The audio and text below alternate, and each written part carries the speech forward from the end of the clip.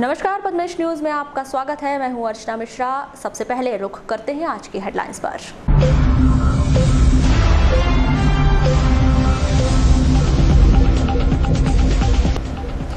मध्य प्रदेश में पहली बार वीवीपैट मशीनों से होंगे चुनाव। बालाघाट पहुंची चुनाव सामग्रियां। सभी पार्टियों के प्रतिनिधियों के समक्ष किया गया डेमोन्स्ट्रेशन। जिला पंचायत की समीक्षा बैठक में जनप्रतिनिधियों ने मचाया हंगामा। किसी ने पंचायत कार्य तो किसी ने स्वास्थ्य प्रबंधन पर उठाए सवाल। ओडीएफ की घोषणा के बाद भी ओडीएफ नहीं हो पाया जिला। सोनभेड़ी नाले के पास मिली एक व्यक्ति की लाश, शरीर पर चोट के निशान, हत्या की आशंका। बर्तन साफ करने के नाम पर 2 लाख के जेवर पर हाथ साफ करने वालों की सरगर्मी से तलाश। गर्रा में अपने मायके में रह रही तलाकशुदा महिला ने लगाई फांसी। स्कूली बच्चों को अब तक नहीं मिला गणवेश।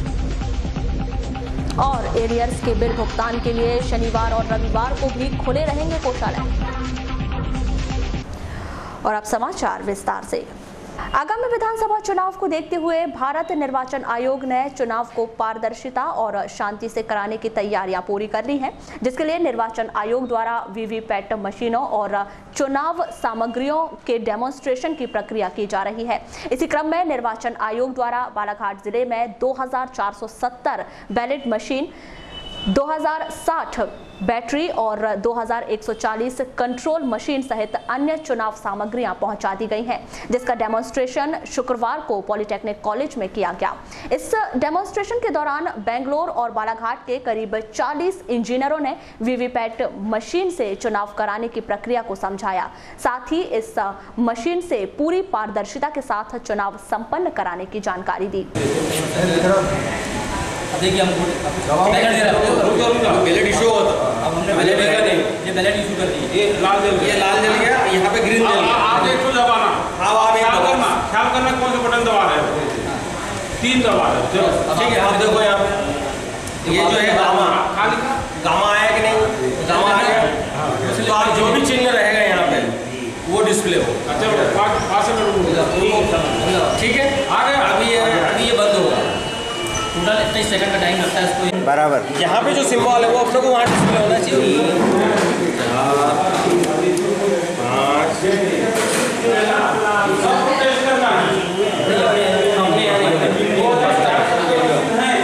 डेमोन्स्ट्रेशन के दौरान इंजीनियरों ने बताया कि वीवीपैट मशीन से एमपी में पहली बार चुनाव कराया जाएगा।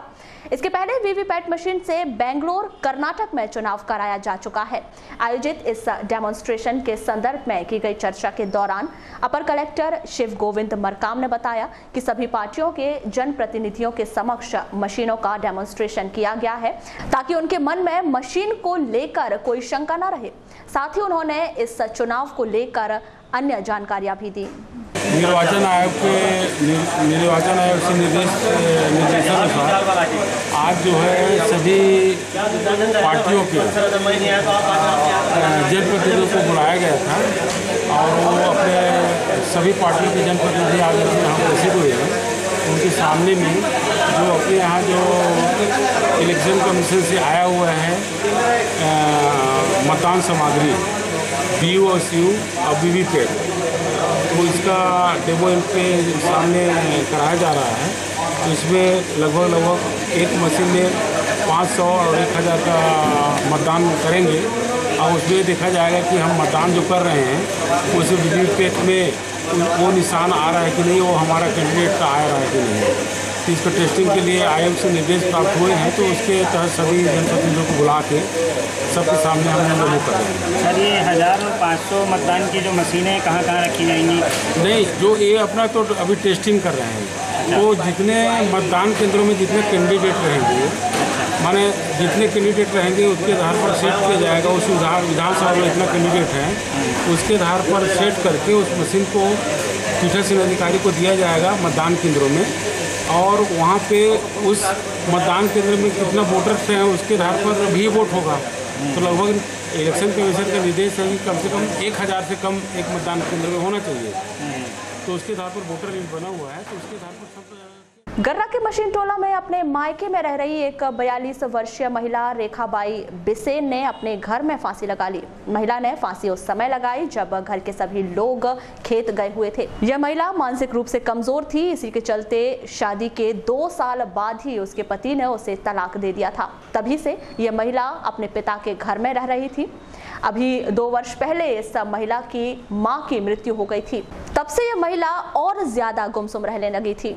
ये कौन थी आपकी भतीजी? क्या नाम थे? रेखा। अच्छा, कैसी जानकारी लगी थी? जानकारी वो नाती बताने आया घर पे खेत में कि बोले बुआ लगी हुई है, जानकारी लगी। उसके बाद सब लोग घर आए। फिर क्या हुआ? फिर आकर देख? हाँ आए तो बहुत लोग खड़े थे। हाँ, जिससे पता लगा कि ऐसा सा हो गया करके फिर पुलिस को फ़ोन किया। क्या वजह लगती है आपको? डीसी महोदय को बताया कि कहाँ हो। हमने बोले कि भाई ऐसी ऐसी बात हो गई। हमने बोले कि वाराणसी में टी साहब को फ़ोन करता हूँ, मैं लेके आता हूँ वहाँ से। तो साथ में लेके आया पुलिस वाले। क्या वजह लगती है? वजह वही उसका दिमाग वो था, मतलब ये था दिमाग कि उसका सही नहीं चल रहा था। माता जी मरी उनकी 17 में, तो जब से 16 में मरी है, तो जब से आने वो चुप गुमसुम रहना, मतलब किसी से ज़्यादा बात नहीं करना, ये नहीं करना, उस टाइप का। 2 साल से? नहीं भाव 2 साल से आने। माता मरा मतलब 16 में मरी जब से। शादी हो गई थी क्या? शादी तो 88 में हुई थी, 90 में तलाक हो गया। जब तो से तलाक क्यों हुआ था इनका? वही दिमाग मतलब इतना चंचल नहीं था, कम बुद्धि के हिसाब से तलाक। कोई बच्चे थे? नहीं कुछ नहीं।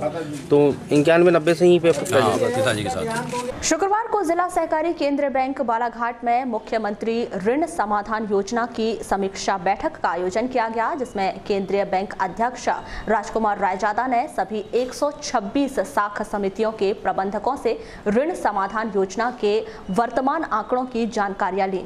साथ ही 31 जुलाई तक इस योजना का अधिक से अधिक किसानों को लाभ पहुंचाने के निर्देश दिए। बाकी अध्यक्षों की ओर से मांग नहीं, हम लोगों ने इस बात को कहा कि हमारा कर्मचारी उसको पूछना, देखो प्रोत्साहन की राशि 5 करोड़ और 5 लाख और 5,50,000 से काम नहीं चलती। प्रोत्साहन की राशि यदि 1 रुपये होती है और 15 अगस्त और 26 जनवरी में उसको प्रमाण पत्र प्राप्त होता है। आयोजित इस बैठक के संदर्भ में की गई चर्चा के दौरान जिला केंद्रीय बैंक अध्यक्ष राजकुमार रायजादा ने अपने विचार कुछ इस प्रकार व्यक्त किए।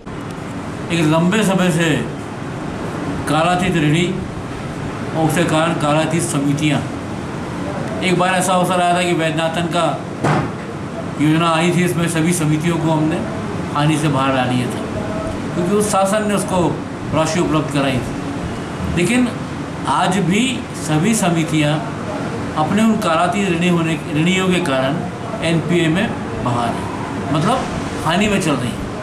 इसके समाधान की जो योजनाएं चल रही थी मध्य प्रदेश, जैसा कि हमेशा ये बात कहते आया है कि मध्य प्रदेश की सरकार किसानों की सरकार है और वो किसानों के हर लाभ को, हर हितों को कहीं ना कहीं उनके किसानों की किसानी में लाभ पहुँचाने के लिए करती है। जहाँ आपने देखा कि भावांतर योजना आई थी मध्य प्रदेश की, वहीं आपने देखा कि प्रोत्साहन राशि योजना आई जिसे बोनस कहा गया, चाहे वो धान हो, चाहे गेहूँ हो, चाहे वो चना हो, चाहे हमारी अन्य दलहन की फसलें, सभी को अपने प्रोत्साहन राशि के रूप में समितियों के माध्यम से क्रय की गई खाद के ऊपर उनको प्रोत्साहन राशि दी। वो भी राशि करोड़ों के रूप में किसानों को देने का प्रयास किया गया। लेकिन इसके बाद भी समिति की और किसानों की हालात अभी तक नहीं सुधरे। आज जो हमारी बैठक प्रबंधकों को लेके इस समीक्षा की है कि ऋण प्रोत्साहन योजना, ऋण समाधान योजना जो मध्य प्रदेश सरकार ने लागू की है, उसमें हम कहाँ तक सफल हुए, क्योंकि ये इसलिए महत्वपूर्ण है कि इसकी अंतिम तिथि 31 जुलाई है। हमें बहुत कम से समय शेष रह गया है। और इसमें एक बात बड़ा स्पष्ट रूप से बताना चाहूँगी, जो हमारे कालातीत ऋणी सदस्यों की संख्या थी वो थी 5,59,677। इतने किसान हमारे कालातीत ऋणी थे। और इसमें अभी तक जो हमने योजना का लाभ प्राप्त करने का प्रयास किया समिति के माध्यम से, तो उसमें लगभग 16,000 हमारे जो किसान हैं, 16,622। नगर के रामगली में गुरुवार को बर्तन साफ करने का झांसा देकर 2 लाख रुपए के सोने के जेवरात की ठगी करने वाले 2 व्यक्ति की तलाश कोतवाली पुलिस सरगर्मी से कर रही है। पुलिस के अनुसार 19 जुलाई को 2 व्यक्ति रामगली निवासी श्रीमती मधु वर्मा के घर पर 2 व्यक्ति पहुंचे थे, जिन्होंने बर्तन और चांदी चमकाने वाले पाउडर की जानकारी देते हुए बातों बातों में सोने के गहने भी चमकाने की बात कही और श्रीमती मधु वर्मा और उनकी देवरानी सुषमा के जेवर लेकर एक डिब्बे में डाल दिए। फिर आंख बचाकर जेवर गायब कर डिब्बे को गैस में रखकर ढक्कन बंद कर दिया और कुछ देर बाद खोलने की बात कहकर वहां से चले गए। कुछ देर बाद जब श्रीमती वर्मा ने डिब्बा खोला तो जेवर गायब थे। कोतवाली के नगर निरीक्षक प्रशांत यादव के मुताबिक ये दोनों व्यक्ति महाराष्ट्र के होने का अनुमान लगाया जा रहा है।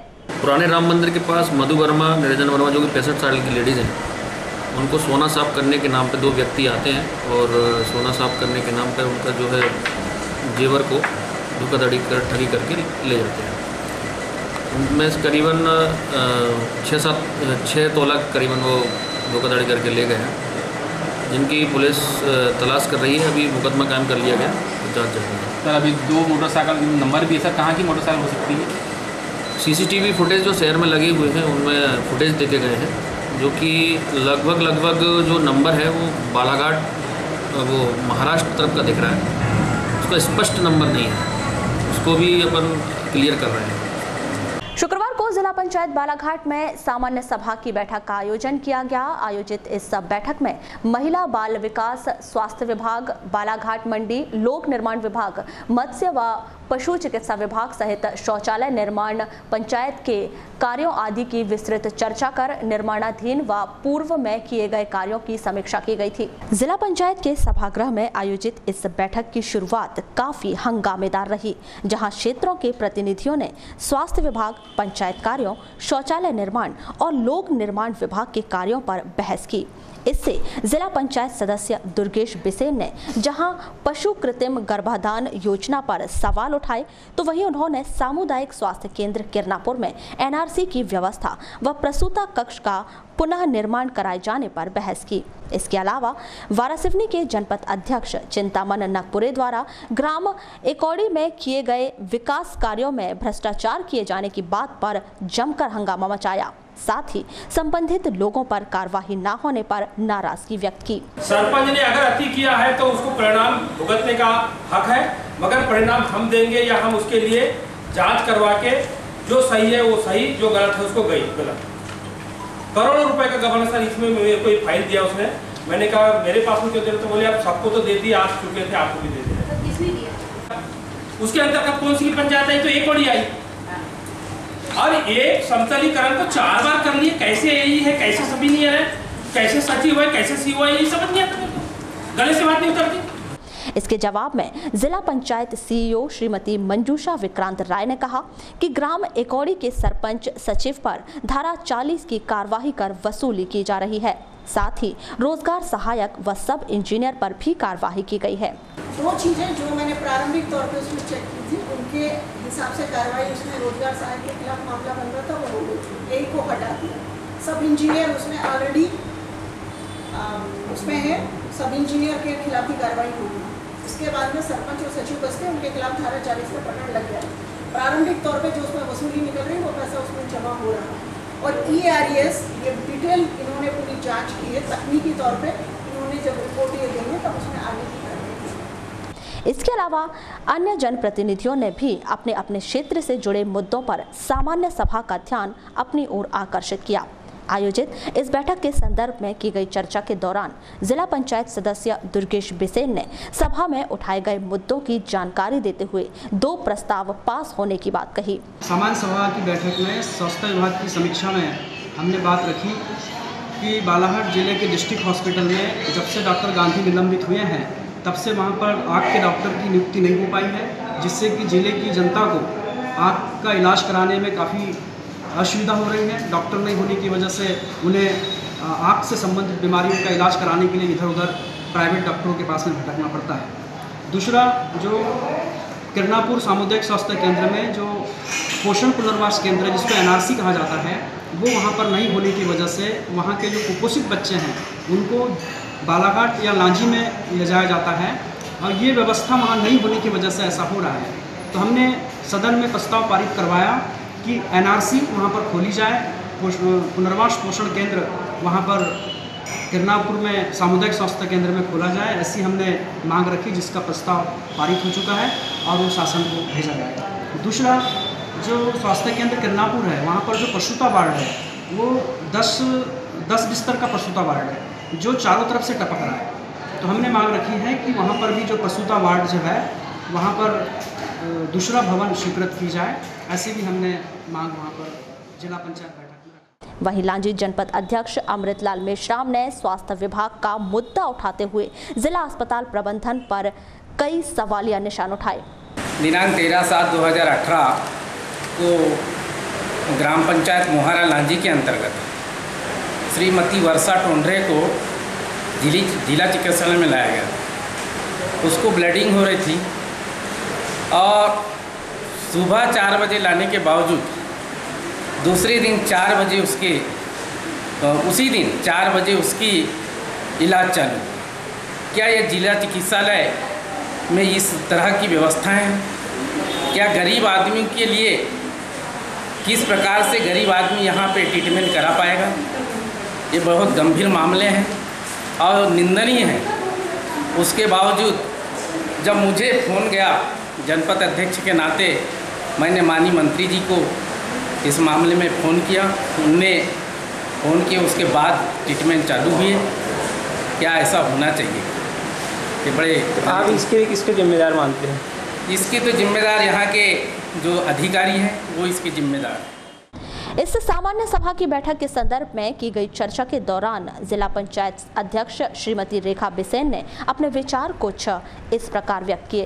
क्या है कि जैसे कुछ एक है, जैसे कुछ मतलब पूरे ब्लॉक में कुछ है, ऐसी थोड़ी संख्या है, तो उनको मतलब हम जनपद के माध्यम से सूचना देके पंचायतों को उनको पूरा करने का निर्देश दिए हैं। अभी हम लोग भी मैंने बताते जा रहे हैं और CO मैडम भी जनपद में जाके बैठक लेके उनको निर्देशित करते जा रहे हैं कि 100% इसको पूरा करो। तो मेरे ख्याल से अभी थोड़ा सा क्या है ना कि बरसात का समय है, तो अभी अपने यहाँ रोपनी का कार्यक्रम चल रहा है। इसके बाद में हमारा प्रयास होगा कि मतलब अक्टूबर नवंबर के पहले पूरा का पूरा कर लिया जाएगा। बालाघाट समनापुर मार्ग पर धापेवाड़ा के आगे सोनभिरी नाला में अंबामाई मोड़ के पास झाड़ी से एक व्यक्ति की लाश बरामद की गई है। इस व्यक्ति के शरीर पर पाए गए घाव से व्यक्ति की हत्या की आशंका लगाई जा रही है। लाश की सूचना मिलते ही ग्रामीण थाना पुलिस मौके पर पहुंची। व्यक्ति की पहचान नहीं हो पाई है। इस व्यक्ति की उम्र 30 से 35 वर्ष बताई गई है। पुलिस मामले की गहराई से जांच कर रही है। दिनांक 19/7/18 को करीबन 8:30 बजे रात्रि कंट्रोल रूम से TI महोदय को सूचना मिली, थाना ग्रामीण के TI महोदय को सूचना मिली कि वहाँ अज्ञात शव सोनबिरी नाले में पड़ा हुआ है। जो कंट्रोल रूम की सूचना था, थाना TI साहब के हमरा घटना स्थल कंट्रोल रूम बालाघाट घटना स्थल सोनबिरी नाला अम्मामाई रोड के पास जो जाकर देखे कि घटना स्थल पर नाले में शव अज्ञात पुरुष का वो पानी के अंदर एक झाड़ी के किनारे फंसा हुआ पड़ा था। जो ग्रामवासियों की मदद से शव को निकलवाए। काफ़ी रात में अंधेरा होने के कारण और जंगल होने के कारण बॉडी को लाकर यहाँ अज्ञात पुरुष के फ्रीजर में रखवाए और पंचनामा कार्रवाई की जा रही है। पंचनामा कार्रवाई की जा रही है। मर्ग कायम किया गया है, मर्ग क्रमांक 12/18 और जांच पर है। जो भी पाया जाएगा वैधानिक कार्रवाई। प्रथम दृष्टया क्या सामने आया? अभी तो भी जांच का विषय है। जांच के आधार पर जो भी PM रिपोर्ट प्राप्त होने उपरांत, क्योंकि बॉडी काफ़ी सड़ चुकी है, दुर्गंध आ रही है, कीड़े लग गए हैं, उसमें भी कहा नहीं जा सकता है। और जांच PM रिपोर्ट प्राप्ति उपरांत जिला कोषालय अधिकारी अंजनीश पंत्रे ने सभी विभागों के समस्त आहरण एवं संवितरण अधिकारियों से कहा है कि वे कर्मचारियों के 7वें वेतनमान और डीए एरियर्स के बिल शीघ्र कोषालय में प्रस्तुत करें। एरियर्स के बिल प्राप्त करने के लिए 21 एवं 22 जुलाई शनिवार व रविवार को कोषालय और उप कोषालय खुले रहेंगे। आपको बता दें कि कलेक्टर डीवी सिंह ने सभी विभागों के आहरण संवितरण अधिकारियों को कर्मचारियों का 7वां वेतनमान एवं डीए का एरियर्स शीघ्र भुगतान करने के निर्देश दिए हैं। शीघ्र भुगतान नहीं होने पर आहरण संवितरण अधिकारी जिम्मेदार माने जाएंगे और उनके विरुद्ध कार्यवाही की जाएगी। शासन द्वारा हर वर्ष स्कूली बच्चों को गणवेश का वितरण किया जाता है। इस वर्ष अभी जुलाई माह के तीसरे सप्ताह तक बच्चों को गणवेशों का वितरण नहीं किया गया है, जिससे बच्चे रंग बिरंगी पोशाकों में नजर आ रहे हैं। वहीं कई बच्चे पुरानी गणवेश ही पहन रहे हैं। इस संदर्भ में सेठिया प्राथमिक शाला की शिक्षिका श्रीमती मीना वाजपेयी ने बताया कि गणवेश को लेकर अभी तक शासन से कोई आदेश नहीं मिले हैं। हम बच्चों को अभी तक ड्रेस नहीं मिल पाई है, क्या वजह है? सर, ड्रेस का तो अभी कुछ शासन के आदेश नहीं आए हैं कि ड्रेस इनको कैसे मिलेगा। पहले तो इनका पैसा इनके अकाउंट में आता था या स्कूलों से चेक दे देते थे तो ड्रेस होता था। अभी ऐसा कुछ शासन के आदेश प्राप्त नहीं हुए हैं कि ड्रेस इनको कैसे उपलब्ध होगी। जैसे शासन के आदेश आएंगे फिर वैसी कार्रवाई की जाएगी। मैम, नया शिक्षण शास्त्र में तो शायद ड्रेस मिल जाती थी, लेकिन अभी तक इतना लेट हो चुके हैं कि नहीं मिल पाया। हाँ, तो अभी कुछ निर्देश ही प्राप्त नहीं हुए हैं सर, इसलिए ड्रेस का भी कुछ बता नहीं सकते। वहीं स्कूली बच्चों को गणवेश नहीं मिलने की खबर मिलने पर गर्रा के प्राथमिक शाला पहुंचे जनपद सदस्य वैभव बिसेन ने कहा कि राज्य शासन शिक्षा के प्रति गंभीर नहीं है। हर साल अभी तक तो हो जाते हैं, लेकिन पता नहीं इस बार कैसे नहीं आया। मैं जैसे आकर के जानकारी ली तो उन्होंने कहा कि भैया शासन से पैसा नहीं आ पाया है, मतलब जो स्कूल प्रबंधन के खाते में पैसा आता है उसके बाद लोग परचेस करते हैं, वो पैसा अभी तक अवेलेबल ही नहीं हो पाया है। क्या राज्य सरकार की कोई मतलब जवाबदारी है ही नहीं, शिक्षा के प्रति नहीं है, समाज के प्रति नहीं है। वो तो बस अपना प्रचार करने में लगे हुए हैं और करोड़ों अरबों रुपए के वाहन ले रहे हैं प्रचार के लिए जनता के पैसे से। जो है शिवराज सिंह चौहान और जैसे भ्रष्ट नेता अपना खुद का प्रचार कर रहे हैं सरकार के पैसे से और आम जनता के पैसे से। और यहाँ बच्चों के पहनने के लिए कपड़े तक नहीं है, उनको इस चीज़ का भी होश नहीं है। और यहाँ के स्कूल में भी ये स्थिति, तो बाकी मध्य प्रदेश का तो आप आकलन कर ही सकते हैं। मंशा कुछ नहीं, उनका कुल मिला के ये उद्देश्य है कि 2018 का चुनाव जीतना है, चाहे वो पैसा सरकार का हो, बच्चों का हो, गरीबों का हो, कोई भी पैसा बस खर्च करो और उस पैसे का दुरुपयोग करो और कैसे भी करके सरकार बनाओ। ये भारतीय जनता पार्टी की मंशा है। इस मामले में जब जिला शिक्षा केंद्र के एपीसी शिरीष थान थराटे से चर्चा की गई तो उन्होंने कहा कि इस वर्ष स्व सहायता समूहों के माध्यम से स्कूल ड्रेस वितरित किए जाने के आदेश हैं। वारासिवनी क्षेत्र के ग्राम बोटेझरी के पटवारी टोला में एक किसान ब्रिजलाल पंचेश्वर की कुएं में जहरीली गैस रिसने से मौत हो गई। बताया गया है कि ब्रिजलाल कुएं से बाल्टी से पानी निकाल रहा था, तभी कुएं से रिस रही जहरीली गैस की चपेट में आने से उसकी मौत हो गई। आपका नाम? शैलेश पंचेश्वर। कहाँ रहते? बोटेझरी पटवारी टोला। मृतक कौन है आपका? भाई है, सगा। छोटा है बड़ा? बड़ा है। क्या घटना घटित हुआ? वहाँ कुएं में यानी पानी के लिए गया था, उस हिसाब से समझ में आ रहा है। कितने समय? ये 8:30 से 9 के बीच में। आज सुबह? जी। तो घर खेत में और अन्य लोग रहे होंगे? हाँ जी, खेत में है। तो ये अकेले गया था, कोई साथ में? अकेले ही गया था। फिर कैसे पता चला कि आप कुएं के अंदर है? पूरा घूम लिए, ढूंढ लिए, उसके बाद में फिर समझ में आया और रस्सा बाल्टा दिखा जाए। तो पानी के लिए नीचे उतरा होगा? पता नहीं, अब नीचे क्या लग रहा है? गैस की वजह से मृत्यु हुई है या क्या लग रहा है आपको? जी, गैस। क्या नीचे गिर गया है क्या? नहीं, गैस की वजह से। गैस? तो गैस तो ऊपर था तो नीचे कैसे गया फिर? वो रस्सा बाल्टी पुचका है या टूटा है ये पता नहीं है। तो उसको पकड़ने के चक्कर में है, कैसे उतरा ये भी पता नहीं है। कितने बच्चे हैं इनके? उसके 2 हैं। इसके अलावा ग्राम बोटेझरी में ब्रजलाल पंचेश्वर नाम के एक वृद्ध थे, 50 साल उम्र थी जिनकी।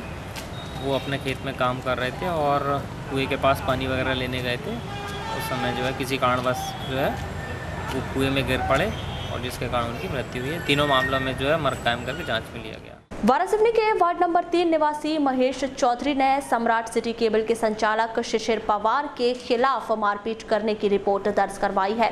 श्री चौधरी ने बताया कि वह अपने घर से सम्राट केबल का कनेक्शन निकलवाकर पद्मेश सिटी केबल का कनेक्शन करवा रहे थे, तभी सम्राट केबल के संचालक शिशिर पवार ने वहां पहुंचकर उनसे गाली गलौज कर मारपीट कर दी। पुलिस ने शिशिर पवार के खिलाफ मामला दर्ज कर लिया है। आपका परिचय? मैं महेश चौधरी, वार्ड नंबर 3, सम्राट सिटी केबल के बाजू में मेरा मकान है। क्या घटनाक्रम घटित हुआ? आज घटनाक्रम ये हुआ कि मुझे पद्मेश सिटी केबल का कनेक्शन लगाना था, मैं वहाँ गया पवार सिटी केबल, सम्राट सिटी केबल, और वहाँ पर मैंने लड़कों को बोला कि आपकी केबल निकाल दो, मैं पद्मेश सिटी केबल का लगाना चाहता हूँ कनेक्शन। तो लड़कों ने फ़ोन किए शायद शिशिर भैया को। उसके बाद मैं घर चला गया और यहाँ आया था आपके ऑफिस। उसके बाद में यहाँ से आए, कनेक्शन लगा रहे थे, उतने में शिशिर भैया आए, मेरे को गाली गलौज किए, माँ बहन की गाली दिए। कौन है शिशिर? शिशिर पवार जो है सम्राट सिटी केबल के मालिक हैं। ठीक है। उनने मेरे को गाली गलौज की है। तो मैंने बोला भैया किसको गाली दे रहा हूँ? तो बोले तेरे को दे रहा हूँ। वहाँ पर गवाह भी हैं आजू बाजू में, मेरे पास गवाह है। बोले तेरे को गाली दे रहा हूँ। तो भैया मैंने गाली मत दो, मैं आपका कनेक्शन नहीं चाहता, मैं पद्मेश का कनेक्शन लगाना चाहता हूँ। उसके बाद में उनने बात की, मैं मोनू भैया उनके यहाँ जो काम करते हैं उनसे बात कर रहा था और वो आए और मेरे को झापड़ मार दी। ये देखो ये पूरी सेलिंग हुई है। डॉक्टर अभी ये आँख से मेरे को दिख भी नहीं रहा है, धुंधला धुंधला दिख रहा है, बहुत ज़ोर से मारे। लेकिन मैंने उनको जवाब नहीं दिया। मैंने कहा चलो कोई दिक्कत नहीं। तो इसकी शिकायत कहाँ की आप? इसकी शिकायत मैंने FIR कराया उनके नाम से, क्योंकि मेरी आँख में प्रॉब्लम है। थाने में कराया हूँ, थाने में FIR की कॉपी भी है मेरे पास में। तो क्या चाहते हैं आप? कुछ नहीं, मैं वही चाहता हूँ कि मैं अपना पैसा दे रहा हूँ, मैं पद्मेश को दूँ चाहे मैं सम्राट सिटी केबल को दूँ। जब मैं पद्मेश का कनेक्शन लगाना चाहता हूँ, मेरा पूरा हिसाब ख़त्म है वहाँ से, तो अपना कनेक्शन हटा के अरे ज़बरदस्ती दबाव बनाया, ज़बरदस्ती दबाव बनाते हैं। और मोहल्ले में भी दिक्कत है बहुत लोगों को उनसे। और मेरा घर बाजू में है, लड़कों को गाली गलौज करते हैं, माँ बहन की गाली देते हैं, बाजू में मकान है। तो पुलिस प्रशासन क्या कार्रवाई चाहते हैं? पुलिस प्रशासन से कार्रवाई चाहता हूँ कि मेरे को न्याय मिले बस। और अब वक्त है एक छोटे से ब्रेक का। ब्रेक के बाद भी जारी रहेंगी खबरें, बने रहिए हमारे साथ। देश और दुनिया का सच उजागर करता है बालाघाट एक्सप्रेस, एक अखबार संपूर्ण परिवार। खबर चाहे कुर्सी की हो या अच्छे विचारों की, या देश में हो रहे भ्रष्टाचार की, खबर चाहे विदेश की हो या आपके कैरियर की, बॉलीवुड ग्लैमर हो या व्यापार जगत की, व्यापारी से लेकर कर्मचारी तक, चाहे खबरें हो ग्रामीण क्षेत्रों की जैसे वाराणसी, लालबर्रा, लांजी, बैहर की, जिले की छोटे से लेकर बड़ी खबरों के लिए सच की तह तक जाने का जज्बा, Balaghat express and Padmesh media को।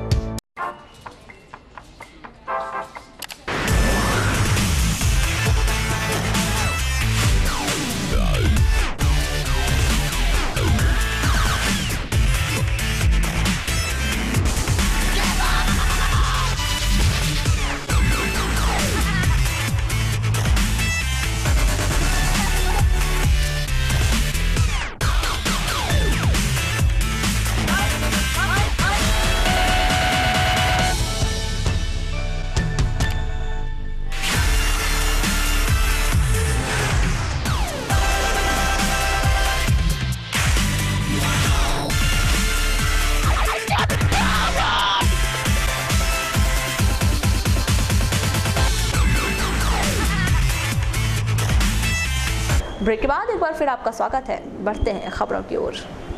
कांग्रेस असंगठित कामगार मजदूर संघ की बैठक शुक्रवार को कांग्रेस के जिला कार्यालय में आयोजित की गई। संघ के जिला अध्यक्ष भुरू पटेल की प्रमुख उपस्थिति में हुई बैठक में असंगठित मजदूरों के शोषण के खिलाफ आंदोलन की रूपरेखा तय की गई। असंगठित मजदूर कामगार संगठन की हम लोगों ने आज बैठक रखी थी। पूरे जिले के पदाधिकारी, ब्लॉक अध्यक्ष और जिले के जितने कार्यकारिणी सदस्य उन लोग को हम लोग ने आज यहाँ पर उपस्थित होने के लिए आग्रह किया था। तो सभी लोग आज यहाँ पर उपस्थित हैं। हम लोग की आगे की रूपरेखा हम लोग तैयार कर रहे हैं कि ज़िले में हम लोग को किस तरीके से काम करना है, मजदूरों को कैसे लाभ पहुँचाना है, उनकी लड़ाई कैसे लड़ना है। उसी के लिए हम लोग ने आज ये बैठक को यहाँ पर रखे थे। आज हमारे यहाँ प्रदेश अध्यक्ष को भी आना था, पर किसी कारणवश वो भोपाल यहाँ से चले गए, इसलिए वो नहीं आ पाए। तो हमारे सभी पदाधिकारी यहाँ पर आज उपस्थित थे। आज जिनको हमने विधि अनुसार आज इन लोग की सदस्यता भी ग्रहण कराया, जिन लोग ने मैसेज के माध्यम से दिल्ली में। और इसके बाद की बैठक हम लोग को रखने वाले जो हम लोग पूरे ज़िले में एक आंदोलन की तैयारी कर रहे हैं मजदूरों को लेके, मजदूरों के ऊपर हो रहे अत्याचारों को लेके, उनके वो जो शोषण किए जा रहे हैं ठेकेदारों द्वारा, बड़े बड़े इंडस्ट्री के द्वारा, उसको लेके हम लोग ज़िले में एक बड़ा आंदोलन करने वाले हैं, जिसकी रूपरेखा को हम लोग तैयार कर रहे हैं। जिला सहकारी केंद्रीय बैंक बालाघाट द्वारा जिले की सभी 126 शाखा समितियों में हरियाली महोत्सव का आयोजन किया जा रहा है, जिसके चलते रोजाना जिले की किसी न किसी शाखा समिति में बैंक द्वारा वृक्षारोपण कर वृक्षों के संरक्षण व संवर्धन का संकल्प लिया जा रहा है, जिसकी जानकारी जिला केंद्रीय बैंक अध्यक्ष राजकुमार रायजादा द्वारा शुक्रवार को आयोजित एक पत्रकार वार्ता में दी गई।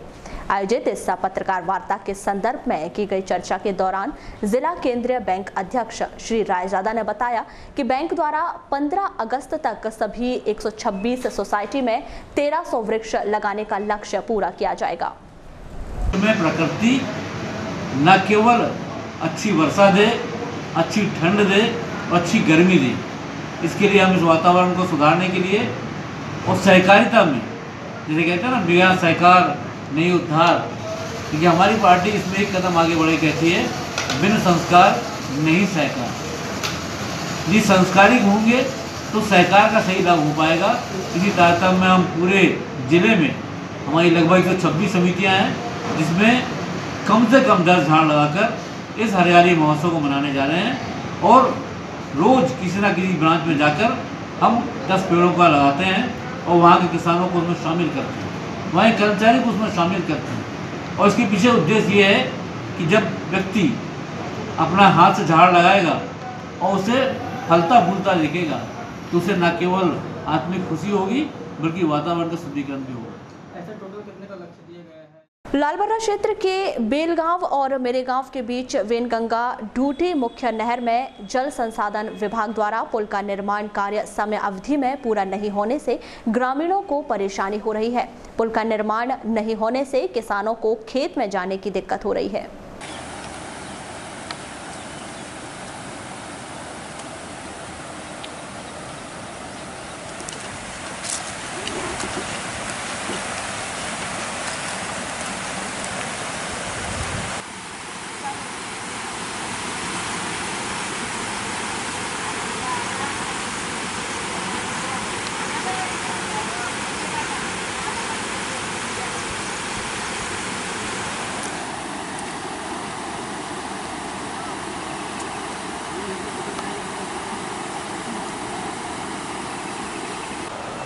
दुष्चंद ठाकरे, वार्ड नंबर 16, तेतुल। यहाँ किस चीज़ का निर्माण है? यहाँ ब्रिज VRP बाक्स कलवर्ट का निर्माण प्रगति पे। अभी किस स्थिति में है? स्थिति में वो ये कि 80% काम कंप्लीट हो चुका है और बाकी 20% काम बचा है। कब से चालू हुआ था? ये काम प्रारंभ हुआ था 21 अप्रैल 2018। कितनी लागत से? ये 23,02,000 रुपये की लागत से इस पुल का निर्माण हुआ है। अभी नहर चालू होगी तब क्या समस्या आती है? अभी नहर चालू होने से हल्की सी प्रॉब्लम आ रही है कि हमारी सेंटरिंग जो नीचे लगी हुई है वो थोड़ी डिस्टर्ब होने का डर है। बाकी उतनी मतलब विशेष भी प्रॉब्लम नहीं है। तो ये कब तक पूर्ण करने का था? ये पूर्ण करने का तो हमारे को अभी जुलाई भर का समय है। तो कार में लेट लगी थी, कैसे हुई? कार्य में लेट लगी भी इसके लिए हुई कि होली के समय में बीच में क्या है, पानी छूट गया। यहाँ कार्य प्रारंभ करने वाले थे हम। हाँ। तो पानी तो मतलब नहर चालू हो गई, किसानों की मांग थी पानी की, गेहूं की फसल लगी हुई थी उस समय में, कुछ कट भी रही थी, कुछ को जरूरत थी। नहीं तो होली के समय में पानी चालू हुआ था, तो निर्माण कार्य तो अप्रैल से चालू हुआ है। हाँ, तो क्या है कि हमारे को निर्माण कार्य क्या है, होली मतलब मार्च में ही चालू करना था, फरवरी में। 2 फरवरी से तो पानी छूटने की वजह से हमारा कार्य मतलब रुका हुआ रहा, हम कार्य को प्रारंभ ही नहीं कर पाए। क्योंकि ऐसे भी नहर तो बाद में बंद हुई, 15 दिन बाद चली नहर तो, और उसके बाद में नहर के तली में जो पानी था वो पानी जल्दी सूख नहीं पाया। इसकी वजह से हम उसके मतलब पुलिया की पहिए की खोदाई करने में लेट हो गए, जिस वजह से निर्माण कार्य में विलम्ब हो गया। अभी नहर कब चालू हुई है? अभी नहर आज सुबह से चालू हुई। सुबह से चालू हुई है। हाँ। आपका काम कंप्लीट होते हुए आ गया है? हाँ, काम तो हमारा नीचे का कंप्लीट हो गया, ऊपर का बाकी है। लालबर्रा क्षेत्र के ग्राम कटंगटोला में LT लाइन टूटने से क्षेत्र में 3 घंटे तक विद्युत आपूर्ति बाधित रही। इधर पावर हाउस को AB स्विच का पॉइंट खराब होने से और मानपुर का ट्रांसफार्मर बस्ट हो जाने से काफी समय तक विद्युत आपूर्ति बंद रही, जिससे लोग परेशान होते रहे।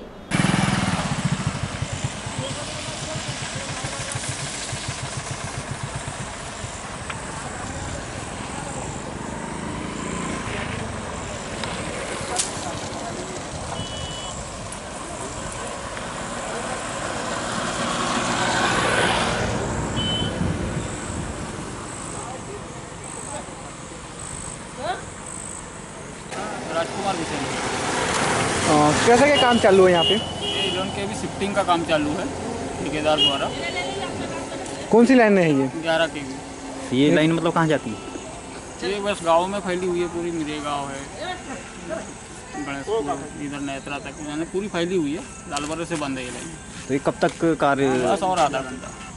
कितने दिनों से कार्य चालू हुई है शिफ्टिंग का? ये 11 बजे से। आज ही चालू? हाँ, आज ही 11:30 बजे।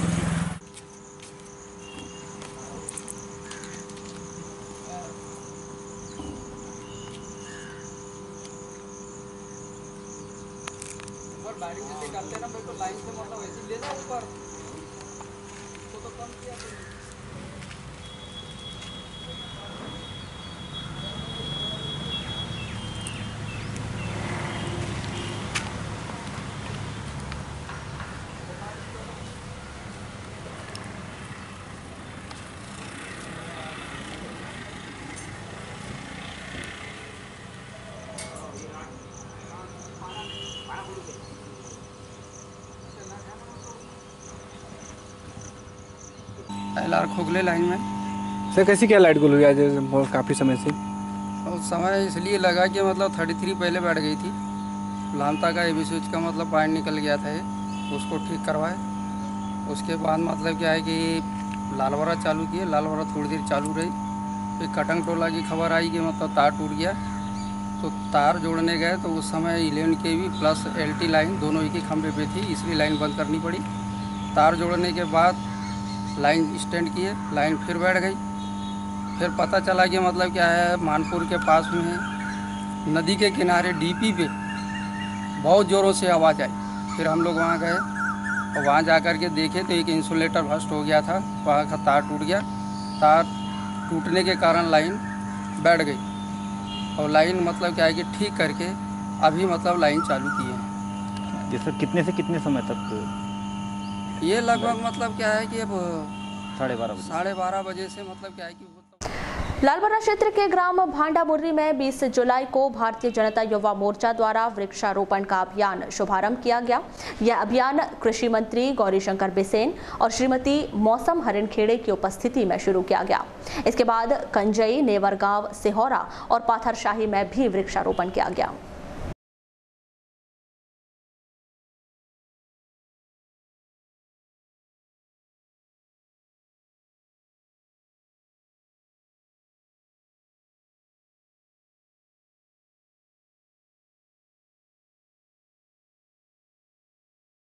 कौन से कार्यक्रम आयोजित किए गए आज?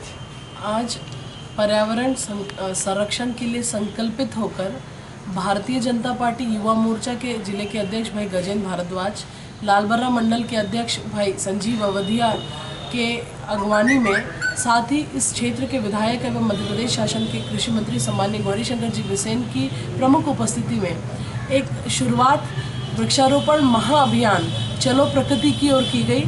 लालबर्रा के पहले गांव भांडामुर्री से जो बालाहाट विधानसभा का बूथ क्रमांक 1 है, वहां से युवा मोर्चा की टीम स्पेशल 11 जो बनी है, जो प्रत्येक पंचायत में गठन हुआ है, उनके नेतृत्व में इस वृक्षारोपण महाअभियान की शुरुआत करी गई।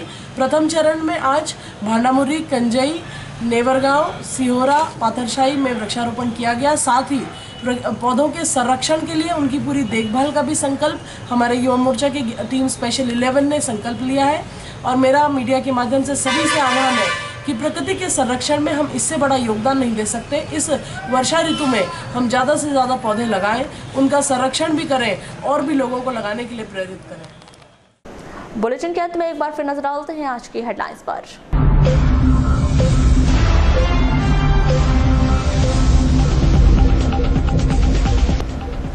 मध्य प्रदेश में पहली बार वीवीपैट मशीनों से होंगे चुनाव। बालाघाट पहुंची चुनाव सामग्रियां, सभी पार्टियों के प्रतिनिधियों के समक्ष किया गया डेमोन्स्ट्रेशन। जिला पंचायत की समीक्षा बैठक में जनप्रतिनिधियों ने मचाया हंगामा। किसी ने पंचायत कार्य तो किसी ने स्वास्थ्य प्रबंधन पर उठाए सवाल। ODF की घोषणा के बाद भी ODF नहीं हो पाया जिला। सोनभेड़ी नाले के पास मिली एक व्यक्ति की लाश, शरीर पर चोट के निशान, हत्या की आशंका। बर्तन साफ करने के नाम पर 2 लाख के जेवर पर हाथ साफ करने वालों की सरगर्मी से तलाश। गर्रा में अपने मायके में रह रही तलाकशुदा महिला ने लगाई फांसी। स्कूली बच्चों को अब तक नहीं मिला गणवेश। और एरियर्स के बिल भुगतान के लिए शनिवार और रविवार को भी खुले रहेंगे कोषालय। तो ये थी अभी तक की खास खबरें। अगले न्यूज बुलेटिन के साथ फिर मुलाकात होगी, तब तक के लिए नमस्कार।